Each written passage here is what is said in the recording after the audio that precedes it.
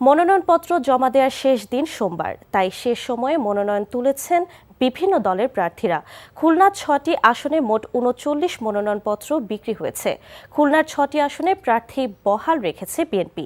খুলনা 1 আসনে আমির এজাজ খান, খুলনা 2 আসনে নজরুল ইসলাম মঞ্জু, 3 আসনে রকিবুল ইসলাম বকুল, 4 আসনে আজিজুল বারী হেলাল, খুলনা 5 আসনে আলী আজগর লবি ও খুলনা 6 আসনে মনিরুল হাসান বাপ্পিকে মনোনয়ন দেওয়া হয়েছে। এছাড়া জামায়াতের 6 জন, ইসলামী আন্দোলনের 3 জন, খেলাফত মজলিসের 3 জন, জাতীয় পার্টির 4 জন মনোনয়ন সংগ্রহ করেছেন। সীতাকুণ্ডে দলের মনোনয়ন পেয়ে নেতাকর্মীদের সাথে মতবিনিময় করেছেন আসলাম চৌধুরী।